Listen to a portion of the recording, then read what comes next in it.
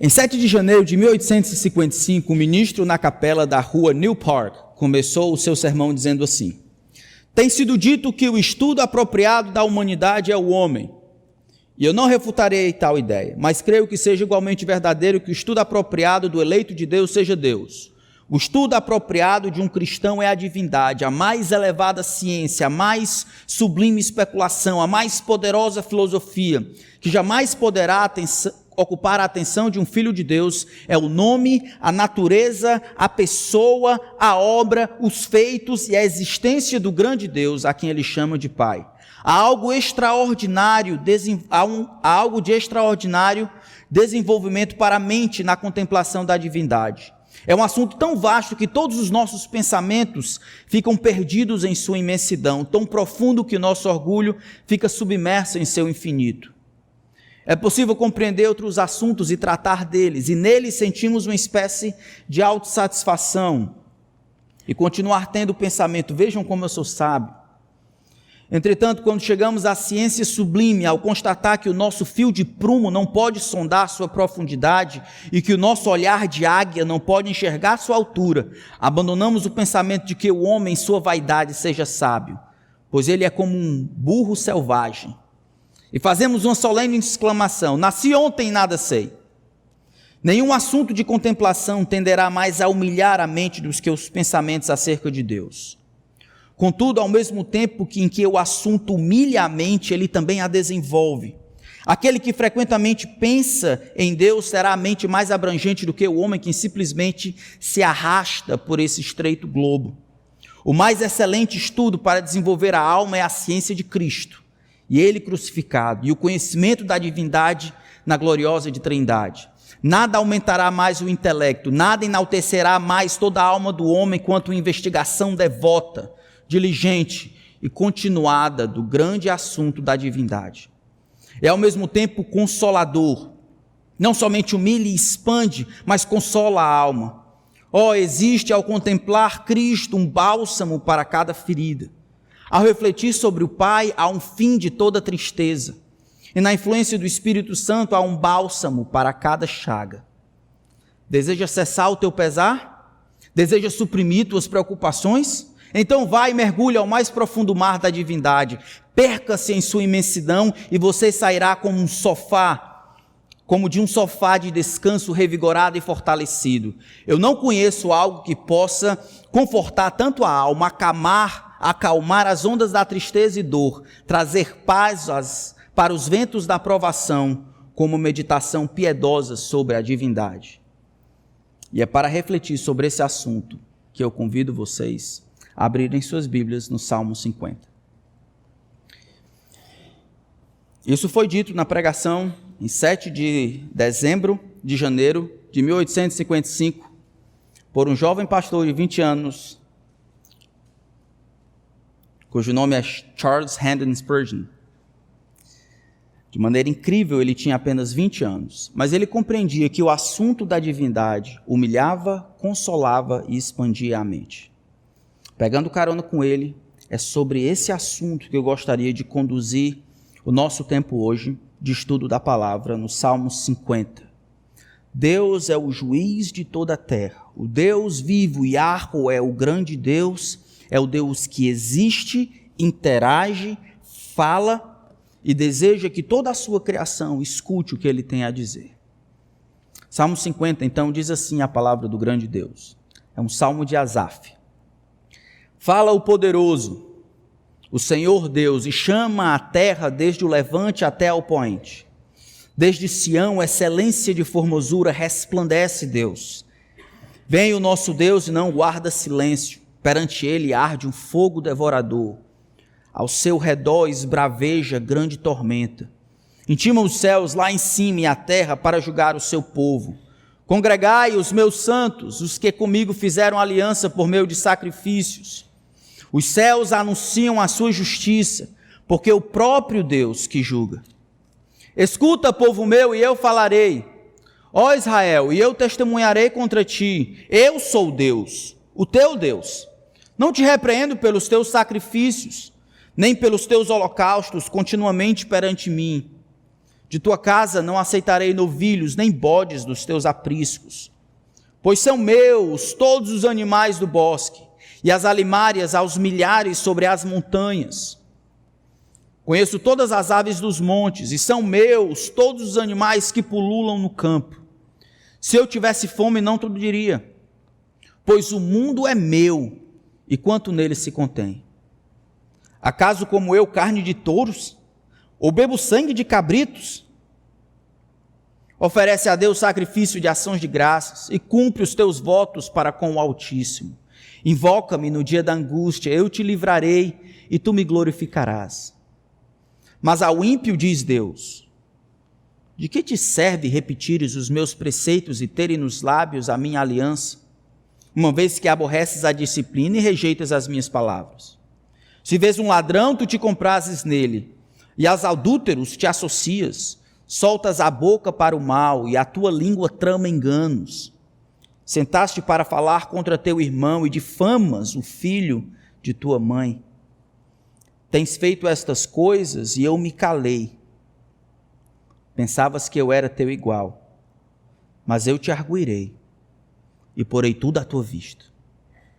Considerai, pois, nisso vós que esqueceis de Deus, para que não vos despedace sem haver quem vos livre. O que me oferece sacrifício de ação de graças, esse me glorificará, e ao que prepara o seu caminho, dar-lhe-ei que veja a salvação de Deus. Vamos orar mais uma vez. Pai, agora que a tua palavra está aberta diante de nós, humilha-nos, Senhor. Humilha-nos por não compreendermos a nós mesmos como o Senhor nos compreende, e não nos percebermos e não nos avaliarmos como o Senhor nos avalia. Expande a nossa mente, Senhor, quando compreendemos mais a teu respeito, o teu julgar, o teu falar, a tua interação com esse mundo. Consola-nos, Senhor. Consola-nos nos revelando quem o Senhor é e o teu desígnio para conosco. Eu peço a ti, Espírito Santo, o Senhor inspirou esse livro. Seja o nosso professor e trabalha e comunica o teu desejo pela tua palavra ao coração dos meus irmãos e irmãs que estão aqui e que nos escutam em casa. Que o Senhor seja honrado com o que for dito e pensado. Que ao final desse tempo, tudo que é humano seja esquecido, mas que o Senhor receba a glória que merece, a glória que é tua por direito. Em nome de Cristo. Amém. O Salmo 50 é um salmo diferente de algumas perspectivas. O salmo, por exemplo, ele começa dizendo que é um salmo de Asaf. Esse é o primeiro salmo de Asaf que aparece aqui no segundo livro, na verdade em todo o livro dos salmos, os 150 salmos, mas no segundo livro, que compreende lá do 43 até o 72, ele é o único dos salmos de Asaf. 10 aparecem no terceiro livro dos salmos. Por 22 vezes, alguns termos revelam que Deus está ativo e vivo e ele deseja falar, que Deus não guarda em silêncio, que Deus chama as pessoas para ouvir, que Deus tem algo a comunicar, que Deus tem algo a falar. Na verdade, no Antigo Testamento, talvez esse seja um dos salmos que mais reflete a intenção de Deus de se fazer conhecido. O homem fala porque Deus fala, o homem consegue se comunicar e expressar seu pensamento porque Deus faz-se conhecido por meio da natureza, Salmo 19, por meio da consciência dos homens, Romanos capítulo 2, por meio do seu próprio Filho, Hebreus capítulo 1, João capítulo 1, Deus fazendo a sua mente, suas intenções, seu caráter, seus feitos, seus desejos, sua vontade, fazendo conhecida por meio da natureza, por meio da consciência dos homens, por meio do seu próprio Filho. Deus deseja desde o início, criou o mundo, criou o homem com possibilidade de conhecê-lo, porque Deus deseja ser conhecido. São os homens que esquecem, são os homens que acham que Deus está em silêncio. Este salmo, no entanto, diz que Deus está ativo. Felizmente, o que Deus tem para dizer nesse salmo não é algo bom. O salmo é dividido em 3 momentos. Do versículo 1 até o versículo 6 é uma corte estabelecida. Deus se apresenta como juiz e Deus quer julgar o mundo inteiro, começando com o seu próprio povo. Deus tem algo a dizer e ele conclama aquelas coisas mais estáveis na cosmogonia do judaísmo, que são os montes, norte, sul, poente, lua, são os limites do universo. Ele chama essas coisas para se fazerem presente, porque Deus quer falar e deseja testemunhas. Do versículo 7 até o versículo 15, Deus quer falar com aqueles que são fiéis, os devotos, aqueles que fizeram um relacionamento com Deus, que entraram em aliança com Deus por meio de sacrifício, o seu povo escolhido. Do versículo 16 até o versículo 21, Deus deseja falar com aqueles dentre do povo que são 171 espirituais, crentes professos, israelitas de nome, mas não de coração. Deus então olha o seu povo e ele percebe que existe infiltrado no seu povo pessoas que têm os preceitos na boca, mas não no coração. Em todo o salmo, Deus é apresentado como juiz. Deus deseja insultar, digamos assim, ou condenar a falsa adoração que os homens têm a oferecer para ele. Deus deseja que os homens se apresentem diante dele com uma cabeça, uma verdade a respeito de Deus, a verdade de quem Deus é, mas também unido a um coração, a um sentimento, a uma disposição, a uma motivação correta. Deus deseja ensinar por meio do Salmo que a adoração verdadeira a Deus tem uma cabeça e um coração, é ato e motivo, desejo e verdade. E se não for assim, essa adoração, não importa o que seja, esse ato que se faz com a cabeça, mas não com o coração, não pode ser aceito diante do Deus Todo-Poderoso. Então ele começa no versículo 1, fala o Todo-Poderoso, diz, veja de quantas maneiras diferentes Deus é descrito. Ele é descrito como Deus poderoso, aquele que governa todas as coisas, o Deus criador, o Elohim. Ele é descrito como Yahweh, o Senhor Deus, o Deus da aliança, o Deus que existe por si mesmo, o Deus independente, o seu nome pessoal. Ele é descrito mais na frente como Deus Altíssimo, no versículo 14. Versículo 7, ele é descrito como Deus, eu sou o teu Deus, o Deus Criador. Pelo menos 7 maneiras Deus é descrito aqui. E todas elas tentam apontar que Deus, não importa o ângulo, Deus tem autoridade para falar e Ele deseja que a gente escute. Fala o poderoso, Senhor Deus. Ele chama a terra desde o levante ao poente, isso é, do leste ao oeste, do norte ao sul. Versículo 2 e 3 tenta lembrar do Monte Sião, onde Moisés subiu, e embora ele subisse lá para falar com o Todo-Poderoso, Deus lá de cima, mesmo não sendo visto, ele falou, ele comunicou a sua vontade nos 10 mandamentos. Versículo 4 e 5, ele intima os céus e a terra. Se nós olharmos, colocarmos juntos, o que ele está dizendo é, da esquerda para a direita, de cima para baixo, da direita para a esquerda, isso é, do leste para o oeste, oeste para o leste, norte para o sul, do poente ao poente, isso é, todas as extremidades do universo precisam prestar atenção no que eu tenho a dizer. Eu conclamo elas a comparecerem como testemunhas por causa daquilo que eu quero dizer. O que Deus tem a dizer? O que Deus quer que o povo escute? Por que ele chama aquilo que é mais eterno na cabeça dos judeus? Isso é, os limites da eternidade. Versículo 7. Escuta, povo meu, e eu falarei. Ó Israel, e eu testemunharei contra ti. Eu sou Deus, o teu Deus. A primeira coisa que Israel precisa entender é que aquilo que Deus tem a dizer é baseado no relacionamento que Deus tem com o seu povo. Algumas coisas Deus tem para dizer para nós, que somos discípulos de Jesus, que não tem nenhuma validade para com aqueles que estão de fora. Não tem validade não é porque Deus não tem autoridade, mas a autoridade que Deus tem para conosco, sendo que nós voluntariamente nos submetemos a Ele, tem um peso maior do que o relacionamento que as criaturas do lado de fora têm com o Criador. Nós somos mais do que meras criaturas de Deus. Nós em Cristo, assim como os israelitas, haviam se colocado, como ele disse no versículo 6, versículo 5, dentro de um relacionamento diferente com Deus por meio de sacrifício. Aqui ele está pensando talvez em Gênesis capítulo 15, quando Abraão entrou no relacionamento com Yahvé por meio do sacrifício. E é relembrado em Êxodo mais na frente, nos 10 mandamentos, em Êxodo capítulo 20, quando o povo combinou com Deus: tu serás o meu Deus e eu serei para ti o teu povo. Esse relacionamento agora tem algumas exigências e alguns privilégios, assim como eu e você temos com Deus. E se o mundo inteiro não escuta, nós temos a responsabilidade de escutar.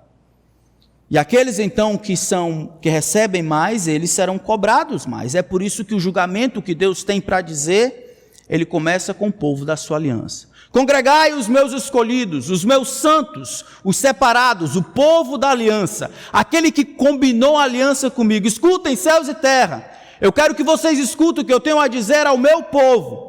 O povo que combinou andar na minha presença, o povo que combinou obedecer aos meus mandamentos, o povo que entrou em aliança comigo por meio de sacrifício, os meus escolhidos, Israel, eu sou o teu Deus. E na qualidade de teu Deus, teu Senhor, é que eu falo para contigo. Eu não repreendo você pelos teus sacrifícios, verso 8. Nem pelos teus holocaustos. E a tua casa não aceitarei novilhos, nem bodes dos teus apriscos. A acusação que Deus tem é dupla. Não era pelo fato deles fazerem o que estavam fazendo. Era uma acusação teológica, era por eles fazerem o que estavam fazendo, mas sem a motivação e os pressupostos corretos a respeito de Deus e a respeito de si mesmo. Era realizar as coisas no calor da emoção, era aquela religiosidade vazia, seca, que não era motivada por uma compreensão correta de quem é Deus e quem nós somos. Ela quer adoração, aquele sacrifício, aquela oferta, aquele ato de religiosidade que era dado a Deus, mas que não era aceito por Deus. É o que Deus diz no versículo 8. Eu não repreendo você pelos teus sacrifícios. Sacrifício era coisa central na religião judaica. Era oferecido sacrifício quando? Segunda. Na terça também? 2 vezes. De manhã, no final da tarde. Na quarta? Também. Na quinta? Sexta? Que dia? De manhã e de tarde. 3 vezes ao ano nas festas, de maneira que todos os dias tinha oferecimento de sacrifício. Não é sem razão que ele diz, continuamente perante mim, o povo continuava trazendo touros e todos os outros animais que faziam parte do sistema sacrificial. E Deus olha para o que eles estão fazendo externamente e diz, eu não vou falar nem sobre isso não. Vocês precisam, no entanto, entender que os atos em si não determinam sua aceitação. A adoração, o ato sem o motivo, ou a adoração sem o coração, é hipocrisia e religiosidade. A adoração sem cabeça é emocionalismo vazio. Toda adoração verdadeira, todo ato que vai ser aceito por Deus, tem uma cabeça e um coração. Adoração, então, sem o coração, vai ser aquela hipocrisia, vai ser aquela religiosidade, vai ser a religiosidade vazia. Adoração sem a cabeça, ou seja, sem conhecimento e sem a verdade, vai ser ativismo religioso irrefletido. E Deus, então, vai acusar o seu povo, porque o povo estava fazendo as coisas certas, com as motivações e o coração errado. O que é que o povo está errado aqui? O que é que o povo está pensando a respeito de Deus?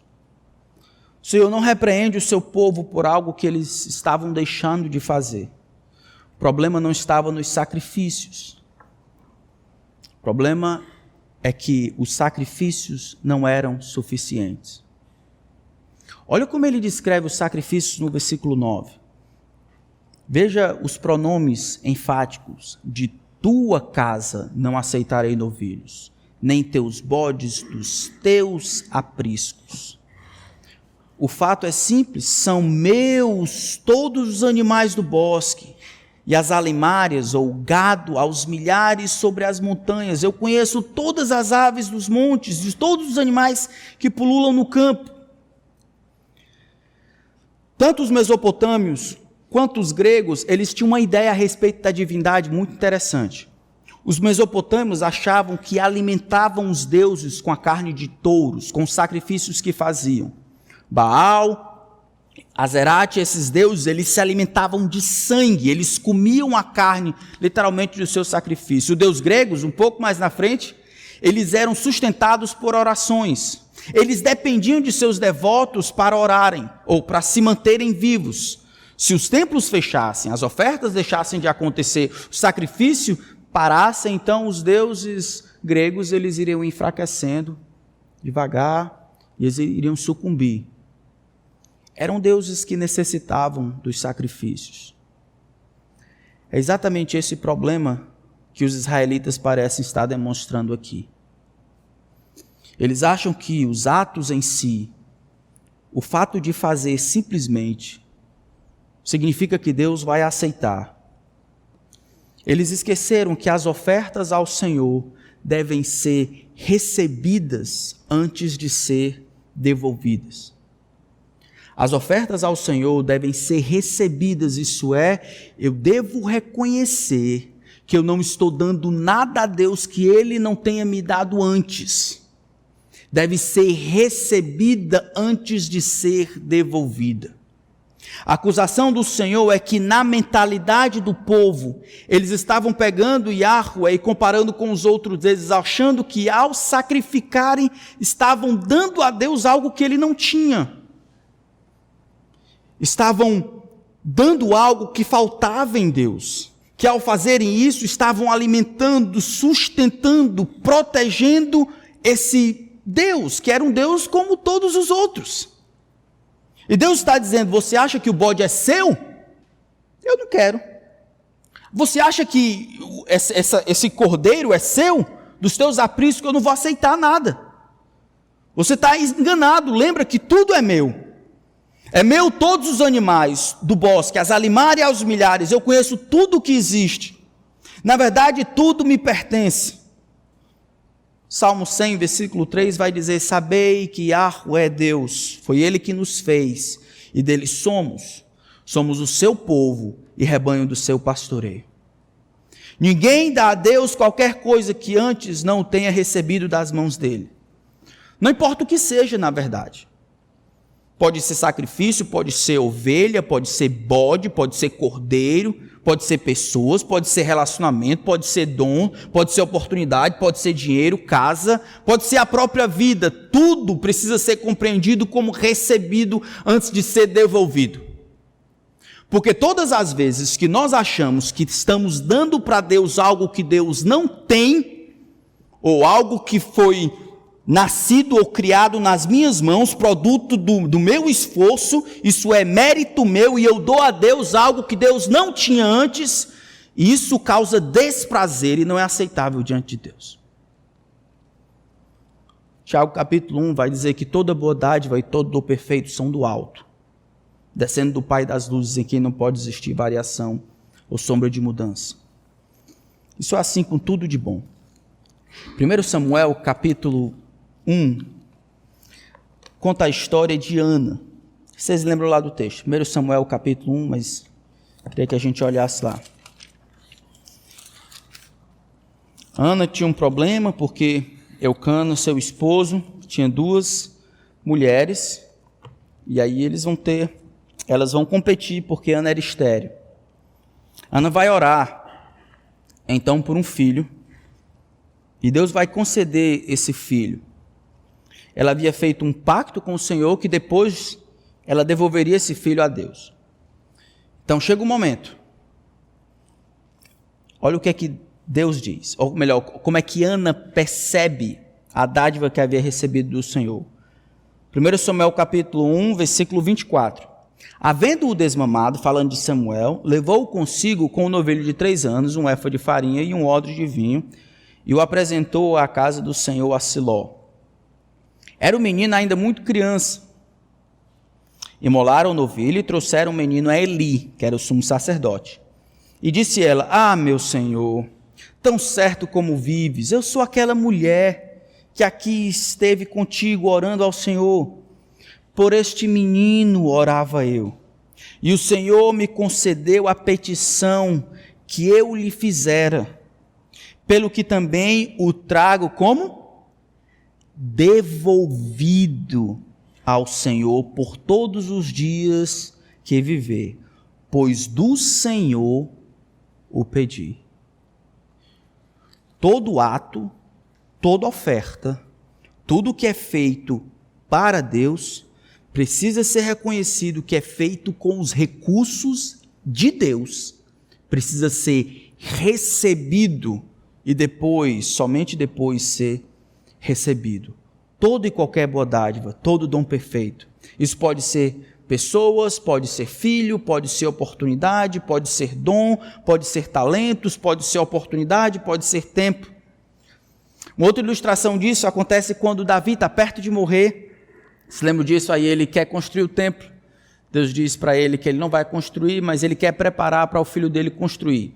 E aí ele faz um decreto que as pessoas ofertem voluntariamente. É um bom decreto. Decreto que as pessoas ofertem voluntariamente para a construção do templo ao Senhor.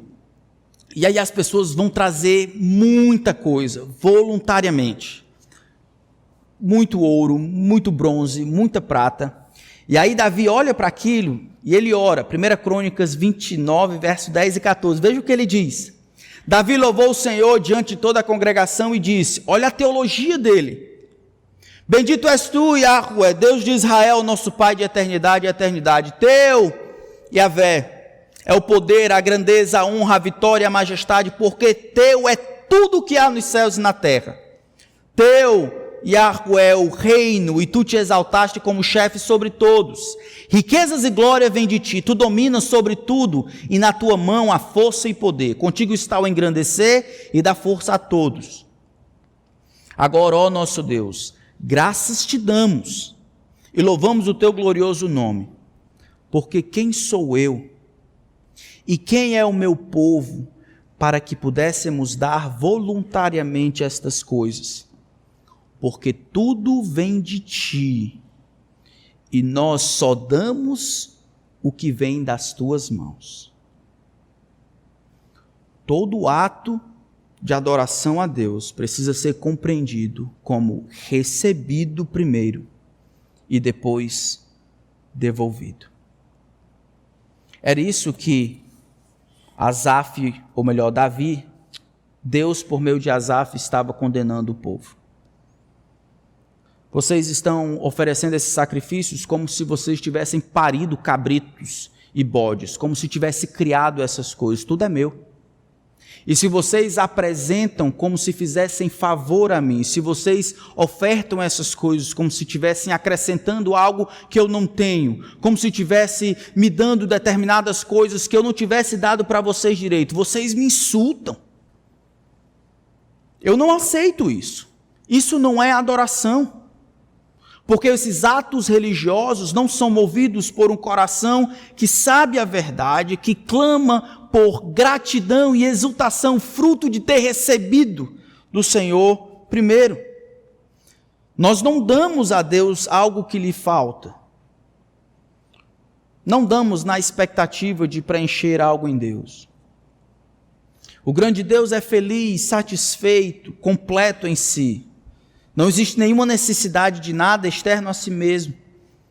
que lhe acrescente algo que lhe falta. O significado, então, do sacrifício não deveria ser suprir algo que o Senhor não tem, mas desejar estar no relacionamento correto com Ele. O nosso Deus é o único Deus, o único ser, na verdade, em todo o universo, que dá de si sem ser subtraído, que oferece sem que lhe faça falta, que compartilha sem perder a sua parte. Nosso Senhor é diferente das criaturas e não pode ser adorado como tal.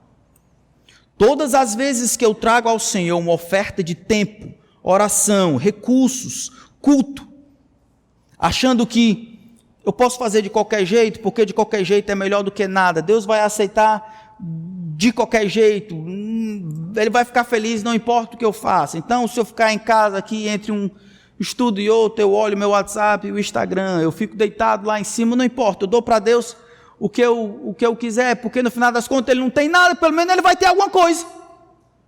Ora, eu vou dar um pouco da minha atenção. Não é suficiente não? Deus não tinha minha atenção, agora tem. Pode ser de qualquer jeito, mas de qualquer jeito é melhor do que nada. Talvez para as suas parceiras, ou para os seus parceiros, não para Deus. Adoração que agrada a Deus, qualquer ato refletido pensando, eu vou ofertar ao Senhor meu tempo, meus dons, o culto, esse momento, minha família, meus filhos, essa oportunidade, relacionamento, trabalho, dinheiro, qualquer coisa que for feito no vazio da atividade, sem ser regado por uma motivação que ama, que agradece a Deus, que reconhece que tudo vem dele, das mãos de Deus devolve, não é aceito por Deus.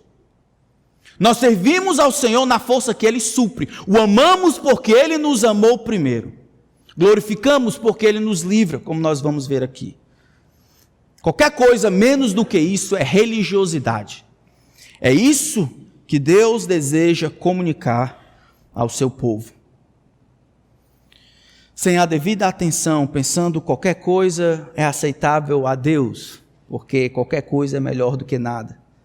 Se é assim, irmãos, melhor você desligar isso aqui e assistir os Trapalhões. Nem sei se passa Trapalhões ainda. Mas pelo menos nos Trapalhões você tem justificativa para não prestar atenção. Não no culto ao Senhor.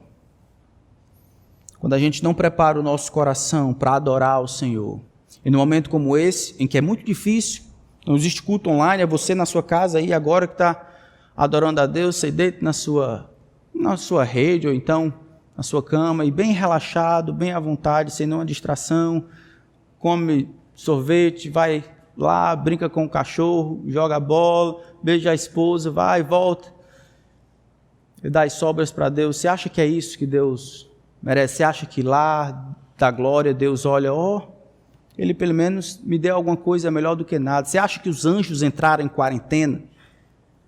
Você acha que baixou um decreto no céu e os anjos, o sol e a lua e todo o universo não adoram a Deus porque estão esperando em quarentena, esperando o decreto acabar para adorar a Deus? É isso? Deus não deixou de ser adorado, Deus não deixou de ser Deus e Ele não necessita, não precisa de nada. Não é você que chega a Deus dando algo que Ele não tenha, você reconhece que tudo que tem veio dEle e é só assim que você o adora. Nada menos do que isso pode ser de fato adoração a Deus. É assim que a gente adora a Deus? Vocês que tocando assim, vocês entendem que cada dedo que Deus deu, os dedos pertencem ao Senhor, a habilidade mental, a capacidade de cantar, de tocar, de falar, de ler, nada mais é do que fruto da ação de Deus por meio dos pais de vocês, que levaram vocês, compraram as coisas para vocês, oportunidades que Deus abriu, inteligência, capacidade, tudo veio de Deus de alguma forma. Para nós, irmãos, para o seu povo, fazer as coisas não é suficiente. Qualquer filho de Satanás pode fazer coisas certas, externamente. Para mim e para você, Deus quer a cabeça e o coração, o ato e o motivo, verdade e intenção. E só vai valer diante de Deus se houver o casamento dos dois. qual verdade tem que estar aqui? Tudo vem de Deus e eu recebo para depois devolver. O que deve estar aqui? Sacrifício de ação de graças. É o que ele vai dizer do versículo 14 e 15. Pare de oferecer sacrifícios inúteis e vazios. Não acho que isso é o que eu quero. Sangue? Ele vai dizer, versículo 12, se eu tivesse fome não tu diria, pois o mundo é meu e tudo quanto nele se contém. Acha que vai acrescentar alguma coisa a mim? É isso, você vem dizendo, olha, eu vou, porque do contrário, Deus lá de cima vai ficar infeliz. O pobre Deus nessa quarentena está em depressão, carente de relacionamentos. Ele está procurando atenção aqui e acolá. E se eu não fizer, se eu não prestar culto, se eu não olhar de alguma forma, se eu não ligar lá, mesmo que eu não preste atenção, mas se eu não mantiver minha câmera ligada, o Deus vai ficar lá de cima e vai dizer, oh, meu Deus, o coronavírus está acabando com a minha existência. Deus continua sentado em seu trono, ao redor dele estão os 24 anciãos, os 4 seres viventes continuam lá e eles clamam dia e noite. Santo, santo, santo, santo é o Senhor Deus Todo-Poderoso. Santo, santo, santo é o Senhor Deus Todo-Poderoso. Toda a terra está cheia de sua glória. A gente pode participar disso, não por nenhum mérito próprio, não trazendo nada que Deus não tenha nos dado, porque dele e por meio dele e para ele são todas as coisas. A ele, pois, a glória eternamente. Amém. Tentar agradar a Deus, tentando ou pensando que dar algo que Deus não tem, é como o homem que foi visitar o dono da maior plantação de uvas do mundo, 30 mil hectares, Bordeaux ali na França. E ele foi visitar o maior plantador, viu lá 30 mil hectares de plantação. E o dono, então, convidou o visitante e deu para ele 5 baldes de uva. Depois de conversarem, o visitante, então, foi para casa e, ao entrar no carro, ele voltou com R$5 e uma uva. E ele deu para o proprietário dizendo, não coma a uva tão rápido, pode ser que você não sinta o gosto. Pegou os R$5 e diz, não vai gastar tudo com bombom, não. Tratar Deus como se Deus não nos tivesse dado primeiro é como tentar tratar Deus como uma criatura, como se Deus fosse apenas uma expressão da nossa mentalidade, como se Deus fosse o nosso igual. É Deus, somos nós que aprendemos, somos nós que necessitamos, somos nós que somos dependentes de relacionamento, somos nós que precisamos de ar, de nutrição, de relacionamentos, de pessoas, de proteção, somos nós que precisamos e dependemos por natureza. Deus é independente de qualquer coisa que existe, e Ele precisa ser tratado como tal, do contrário, ele deixa da nossa cabeça de ser criador para se tornar criatura. E Deus não pode ser criatura.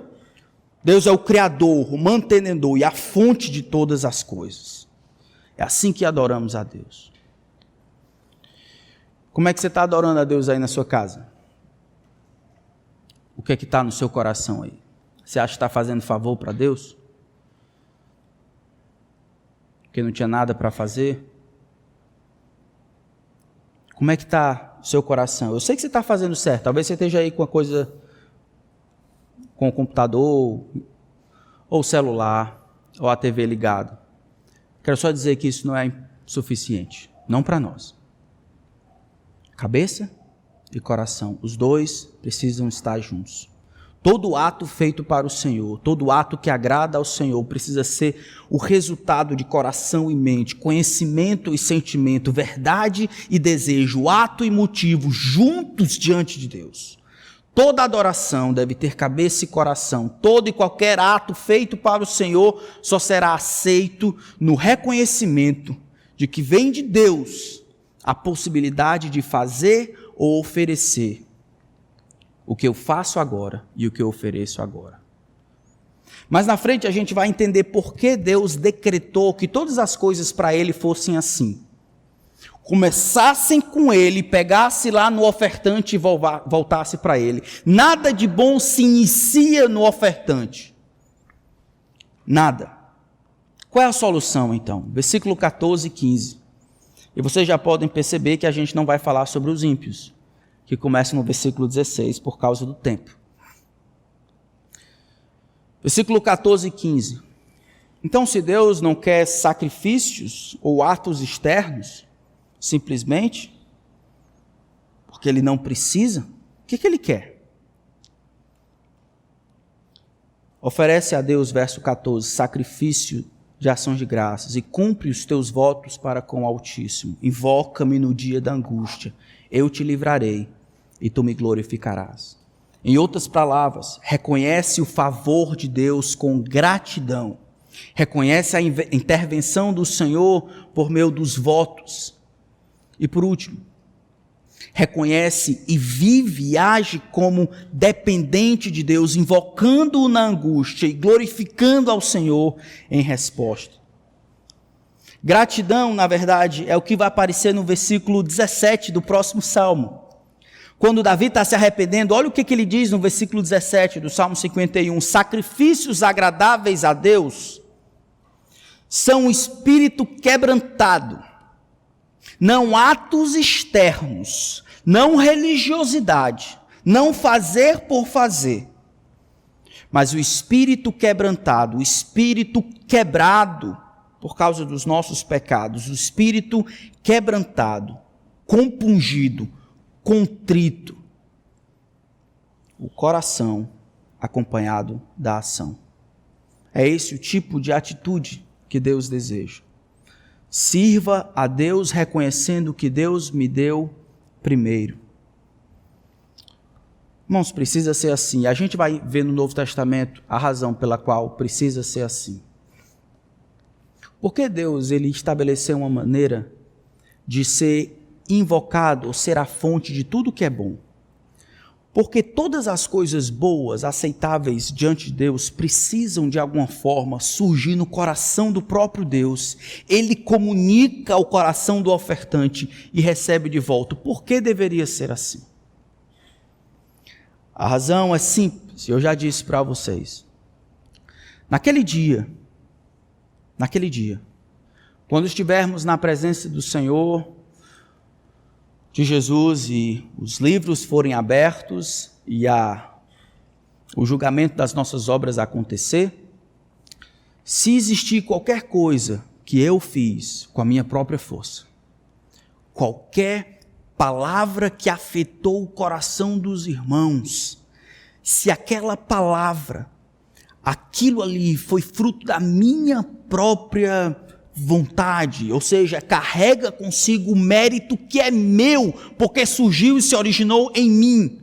Qualquer coisa que eu fiz que acertou e moveu o meu filho a obedecer, qualquer oferta que eu dei que ajudou a aliviar a dor do pobre, e essas coisas que eu fiz surgem em mim, naquele dia eu vou dizer: Senhor, seguinte, o Senhor pode ter mérito e glória das outras coisas, mas aquela esmola ali fui euzinho, ó. Eu que trabalhei que sou um miserável, aqueles 5 contos ali, ó, aquela cesta básica ali, aquela disciplina, aquele beijo que eu dei no meu filho, aquele encorajamento para ele, aquilo dali é meu, não é do senhor não, foi eu que fiz. Espera aí, você pode ter 99%, mas aquele 1% é meu, eu quero a glória que é minha por direito. E isso não pode acontecer, porque fomos criados em Cristo Jesus para boas obras, a quais Deus preparou de antemão para que andássemos nela. Qualquer boa obra foi preparada de antemão. Deus deu a oportunidade, a força, o desejo, a oportunidade para que aquilo aconteça. Não é isso que ele diz em Efésios 2, 8, 9? Pela graça sois salvos, isso, mediante a fé. Isso não vem de vós, é o quê? Dom de Deus, dom de obras. Para quê? Ninguém se glorie. No céu, só um recebe a glória. No céu, só um é exaltado. No céu, só Deus recebe a glória, porque toda é dele por direito.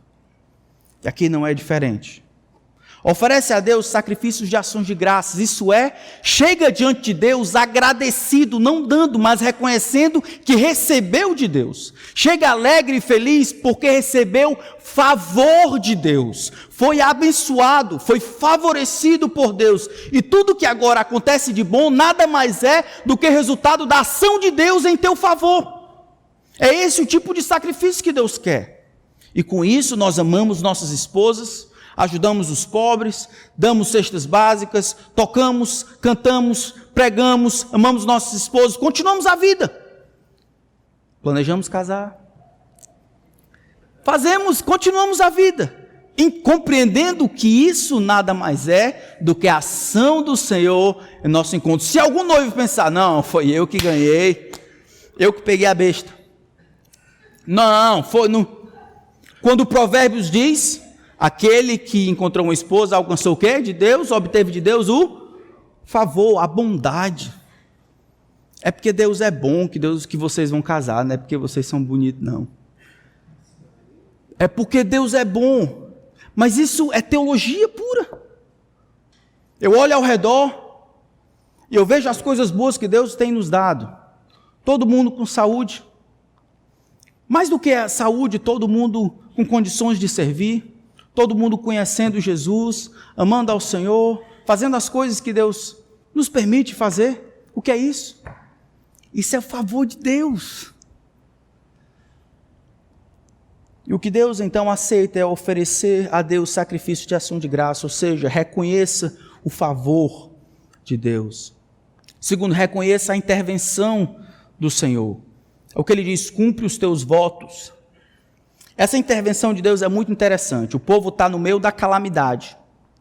No meio da calamidade, o povo costumava fazer votos. Senhor, eu percebo que essas coisas aqui precisam da tua ação para que eu saia.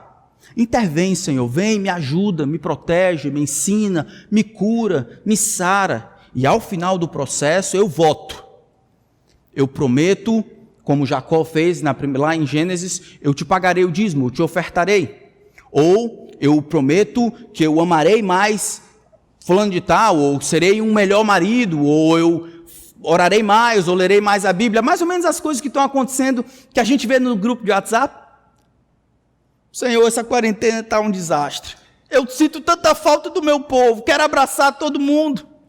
Eu tenho percebido como a igreja é importante na minha vida, como eu não respeitava nem amava a igreja, desvalorizava a igreja, desvalorizava o tempo com a minha família, e agora no meio dessa quarentena, Senhor, no meio da calamidade, eu tenho percebido a ação do Senhor me fazendo ver como essas coisas são importantes. Eu prometo, quando acabar a quarentena, eu vou valorizar mais a igreja. Já ouviram isso nos grupos? Eu vou amar todo mundo. Eu prometo, eu vou amar mais todo mundo, amar o meu povo, abraçar todo mundo. Eu vou amar mais os meus filhos, eu vou amar mais minha esposa. Nessa semana, quando a gente teve que dar tchau, por exemplo, para um grande amigo nosso, na verdade duas, seu Kim, um deles, a gente vê que cada dia é um milagre e uma bênção de Deus. E a gente faz os votos, porque Deus tem determinado que alguns talvez irão ter que dar tchau durante o tempo dessa pandemia. E isso deve servir de lição para os vivos, para olharem a fragilidade da vida, que é passageira, e decidirem votarem, reconhecendo a intervenção de Deus, e serem honestos, cumprindo os desejos que Deus tem colocado no coração. Então, antes de colocar lá os seus desejos, pense, acho ótimo. Estou doido para ver a gente retornando e essa igreja sendo um testemunho de amor e de valor lá no Japão.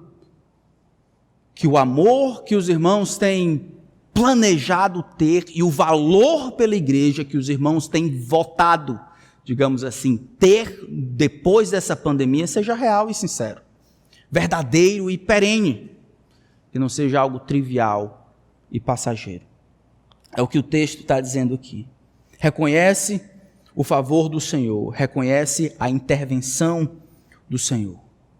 E por último, reconhece a dependência do Senhor em todas as coisas. Invoca-me no dia da angústia, eu te livrarei e tu me glorificarás. Reconheça e age na dependência de Deus. Veja que essa angústia, ela é utilizada por Deus para nos forçar a invocar. Veja Deuteronômio capítulo 8. Vamos tentar ler Deuteronômio capítulo 8. Esse é um texto meio escabroso. Deuteronômio capítulo 8. Olha o que Deus diz. Cumprireis, verso 1. Cuidareis de cumprir todos os mandamentos que hoje vos ordeno, para que vivais e vos multipliqueis e entreis e possuais a terra que o Senhor prometeu sob juramento a vossos pais. Recordar-te-ás de todo o caminho pelo qual o Senhor teu Deus te guiou no deserto, estes 40 anos. Começa a ficar escuro, para te humilhar, para te provar, para saber o que estava no seu coração, se guardarias ou não os mandamentos do Senhor. Se você substituir os 40 anos por quarentena, embora não haja deserto, há provação. Eu te coloquei nessas coisas, eu te permiti entrar para te provar, sim, para humilhar alguns de nós, para saber o que estava no nosso coração. Frustração, rancor, amargura, falsa piedade, hipocrisia, inveja, medo. Verso 3, ele te humilhou e te deixou ter fome, e te sustentou com maná que tu não conhecias, nem teus pais o conheciam, para te dar a entender que não só de pão viverá o homem, mas de tudo que procede da boca do Senhor viverá o homem. Ele permitiu que acontecesse isso. Ele te permitiu ser humilhado e angustiado. Lá você invoca o Senhor. Ele te liberta. É o que diz o versículo 4. A provisão do Senhor nunca envelheceu a veste sobre ti, nem se inchou os teus pés nesses 40 anos. E tu me glorificarás por meio da obediência. O plano de Deus sempre foi esse. Que nós hajamos reconhecendo a nossa dependência de Deus. O caminho da glória sempre começa em Deus. Nós invocamos ao Senhor, Deus nos livra, Deus é glorificado. Nós amamos ao Senhor, servimos ao Senhor na força que o Senhor supre. Tudo que nós damos a Deus, que é aceitável a Deus, tem a fonte em Deus. Nada surge em nós. Esse é o sentido de Tiago capítulo 1, toda boa dádiva e todo dom perfeito são lá do alto. Naquele contexto, o povo estava passando por tribulação. O que é que eu faço na tribulação? Eu não procuro dentro do meu próprio coração. Cada um é tentado pela sua própria cobiça, quando esta o atrai e o seduz. Quando eu procuro dentro de mim, para lidar com as dificuldades, com a angústia, não tem nada lá. Eu tenho que buscar fora de mim. Toda boa dádiva e todo dom perfeito são do alto. Invoca-me no dia da angústia. Eu te livrarei. Aquele que necessita de sabedoria, peça a Deus, não dentro de si, não procure dentro de si, peça a Deus que a todos dá liberalmente, nada lhes impropera. Reconheça e haja na dependência do Senhor, invoque e glorifique a Deus. É isso que Deus espera dos seus filhos, é isso que Deus espera de vocês. Que a adoração ao Senhor seja sempre a junção de motivo e ato, conhecimento e sentimento, cabeça e coração. Que a gente se aproxime de Deus e sirva ao Senhor na intensidade da vida, mas percebendo muito mais o coração do que o ato que se faz. Que ofereçamos ao Senhor sacrifício de ações de graças, reconhecendo o favor de Deus. Sejamos honestos, reconhecendo a intervenção de Deus, cumprindo os nossos votos.